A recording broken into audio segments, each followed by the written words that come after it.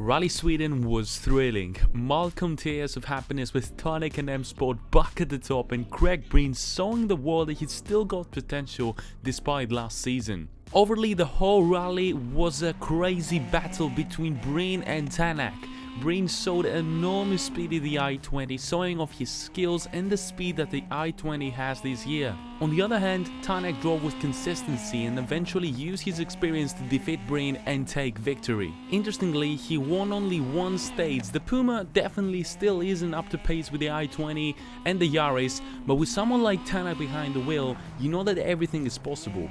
Moving forward, we have to see how the Puma reacts on gravel and rallies where even Solberg is going to be comfortable, because if Solberg starts showing speed, they will know for a fact that Tanak will fight for the title this year. For the moment, he's the leader of the championship and he's back in great form, and that's what we love to see, because that is actually great for the sport. Hyundai and the i20 looked rapid as I was expecting. In an ideal world, they would have finished an impressive 2-3-4, but unfortunately Lappi crashed on stage 13 and couldn't secure a podium finish. Despite that, he was really fast and secured a power stage victory and 5 points from a Swedish rally, which should have gone better for him. Breen was as good as Tanak, but it was the details that made him miss out on his first ever WC victory. Nevertheless, if he keeps on performing like this, I can see him back as a full-time driver. Last but not least, maybe, I guess, Neuville. I have to admit, he was very fast on Saturday. He made up loads of time, winning 4 of the 7 stages on Saturday. He surprised me, but what can I say, karma struck against him on Sunday. After team orders from Hyundai with a deliberate 10-second penalty on Breen, all Neuville had to do was finish the power stage and secure second position.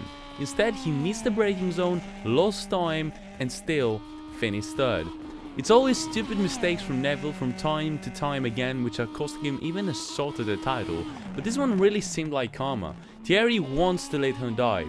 You know, I understand that. That's why Tanak actually left, but when you want to lead a team, you can't let a part-time driver dominate you through the entirety of the rally and ask for team orders so that you finish ahead of them.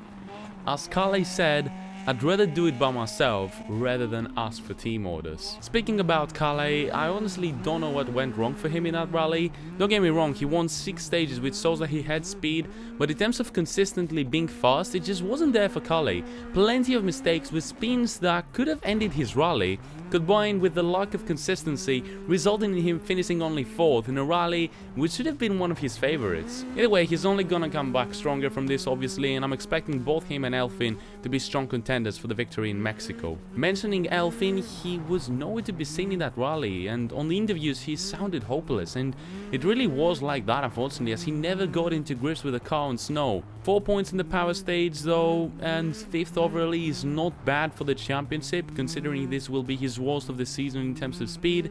And obviously an honorable mention for Takemura Katsuda, who despite not finishing, won a stage, so congratulations. You know, you might have crossed and got 0 points, but the speed is there and I'm happy for the Japanese. As for the WRC2 category, you know, Oliver Solberg, I said the best kind of words for him in Monte Carlo. Dominated the Swedish rally, absolutely smashed it. He was on top of his game. Has obviously the brand new Skoda Fabia Rally 2, which shows off to be the best car in the WC2 field, but he absolutely dominated it. Obviously no mistakes whatsoever. He made probably one little mistake here and there, but overall consistently fast, dominated the rally and beat Vibe in the Polo GTI by somewhere around the margins of I think 48 seconds or something like that. I'm not really sure.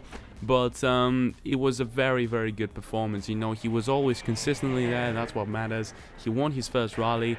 Obviously, the favorite to win the WC2 title and maybe move up again to the top category without the amount of pressure that Hyundai put him under.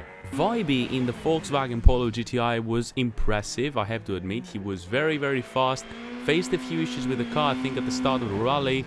But overall he managed to get second position, no mistakes whatsoever from the Norwegian, and he managed to get a very good, you know, I wasn't expecting him to be in between any Skoda Fabias here in Sweden, but he had the pace, he was consistent, and he managed to get that second position, and I'm very, very happy for him. Then obviously we had Pajari and Griazin, 3rd and 4th in the WC2 category, both with the brand new Skoda Fabia Rally 2s. Griazin, I'm not really sure what he kind of like does in this category. He also, I think, wasn't registered in the, he wasn't registered for points in this rally, so it was just about experience and getting into grips with the car and gaining some experience in the snow. So fair play. He got 4th position. Pajari, the Finnish man, got 3rd. And overall, I think this category, it wasn't. I'm not gonna say a lot of things, but for example, Suninen in the I-20, I'm not really sure if it's the car's issue. Suninen showed speeds here and there.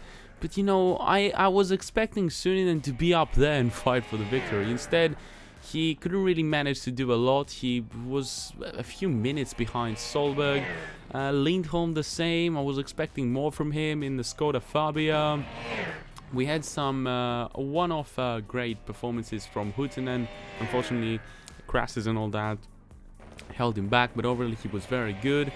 But yeah, that's pretty much all about it. As for the M Sport team, the Fiestas, there was only one Fiesta, I think, driving around in the WC2 category, and that was the Estonian Vivas, if I pronounce that correctly.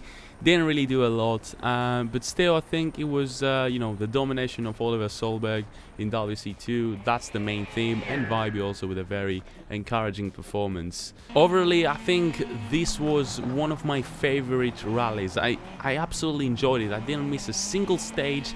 It was a hectic battle between Craig Breen and Tanak, and the headlines were, these drivers pretty much switched teams, and they were fighting for the top for the top step of the podium, and it was a constant battle. Both had their punctures respectively, both Tanak and Craig Breen. Didn't lose a lot of time each, and the fight was very fair. It was right down to the end, and Neuville, you better beat Breen next time when he drives in the same event, because team orders sometimes don't work. Either way, that was me for today's video. Hopefully you enjoyed it. If you enjoyed, make sure you smash the like button and subscribe to my channel. It really helps me and motivates me to do more of these videos. The next video is going to be, hopefully, fingers crossed, the Gran Turismo 7 video that I've been preparing for quite a while. It's a very nice essay where I just speak about Gran Turismo 7 and what I like about the game, and then I'm going to be making more specific videos on that game with some great ideas, like real life ideas, some events, tuning cars and all that. I really enjoy the game, and thoroughly I really want to make videos on this game because I think it can provide me with some very, very good ideas. As for the WC generation videos, it's going to be, at least for now, this kind of series that I'll be making on the real life videos, and it's also going to get better as time goes on. Make sure you follow me on Twitter on that note, because I'm posting my updates, and also join the Discord server to get informed about new videos, new ideas, blah blah, all this beautiful stuff. And until next video, boys, I'll catch you later. Peace.